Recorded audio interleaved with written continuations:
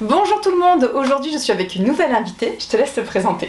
Ben voilà, je m'appelle Isabelle et je viens de monter une association qui s'appelle Émocène, voilà, où l'objectif est de lâcher prise sur ses émotions en travaillant avec divers exercices au niveau du corps, au niveau de la voix, pour jouer, explorer sa carte émotionnelle.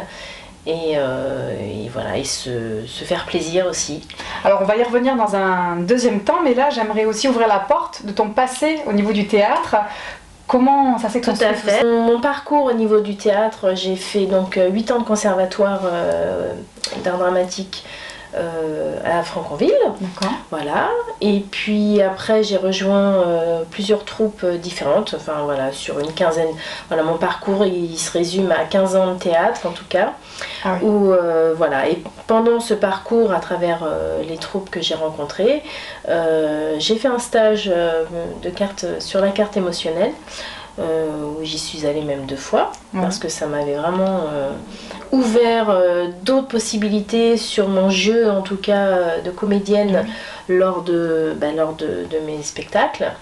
Et j'ai eu envie de créer une association pour mettre à profit tout ce que j'avais appris et de partager ça avec des adultes voilà, motivés et qui ont envie de découvrir. Et qui ont envie de découvrir, du coup, Émocène, voilà.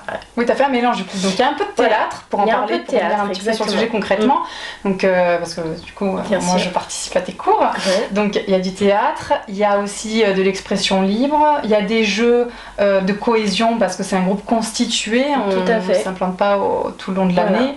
Voilà, donc c'est plus au début, tout le mois de septembre où tu accueilles un peu les gens. Voilà, tout le mois de septembre, on va dire septembre-octobre, début novembre, ça, j'accueille les gens qui sont intéressés pour venir au moins voir comment ça se passe. Et puis voilà, après l'objectif c'est que ce groupe, en fait, plus on se connaît et plus il y a une intimité qui se crée et une complicité surtout. Complètement. Parce qu'en fait on lâche prise, on donne sur le plateau des choses, on reçoit des choses et tout ça, ça crée quand même une cohésion de groupe qui est importante pour pouvoir après aller encore plus loin et après arriver au texte. Et puis ce que j'aime beaucoup, c'est cette idée aussi de cohésion de groupe donc, qui est constituée, c'est-à-dire que comme on est en confiance, eh ben c'est là où on peut se lâcher aussi, parce que c'est des choses dont des fois on exige ça de gens au travail, n'importe où, en famille aussi, d'être à l'aise, d'être soi-même, alors que rien n'est mis en place pour que les gens soient détendus et en sécurité. Et c'est exactement ce que tu crées dans Émocène et ce que j'adore, c'est ça notamment. Et ce côté aussi où il n'y a pas de... tu valides, les gens expriment, tu accueilles, on accueille, et il n'y a pas de c'est bien, c'est nul, on n'est pas à l'école quoi, on est avec soi, on lâche, mais en tout cas il n'y a pas un rendu en fin d'année où on va monter une pièce où ça demande beaucoup plus d'exigence au niveau du travail du comédien. Et puis c'est pas du tout le même travail en fait. Non, c'est pas du tout le même travail.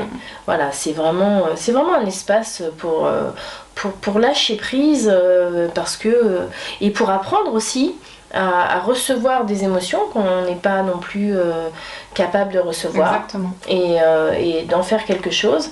Alors j'aime bien mettre un peu du travail collectif, du travail individuel, par couple, par trio. Ah oui, on voit bien en plus que ça change des improvisations imposées entre guillemets. Et puis voilà, qui vont devenir de plus en plus riches et de plus en plus précises et exigeantes aussi, parce qu'il y a quand même de l'exigence par rapport à ce qu'on fait. Il y a un cadre, mais il y a une volonté en tout cas que chacun exprime ce qu'il est. Et des fois on a des surprises. En tout cas je trouve que Émocène est un outil de développement personnel parce que c'est aussi une manière déjà de se connecter aux autres mais aussi de se connaître un peu mieux soi, parce que comme tu le dis si bien, des fois on se dit moi je gère super bien telle émotion, je sais très bien l'exprimer. Et puis dans un autre contexte comme celui-ci, on peut se dire en fait je sais plus comment faire, ou se penser trop timide pour le faire, et en fait on fait et c'est délicieux, puis ça fait du bien. Oui, ce qui est important aussi à travers ces exercices, c'est que on arrête d'intellectualiser les choses et on lâche le mental. Voilà.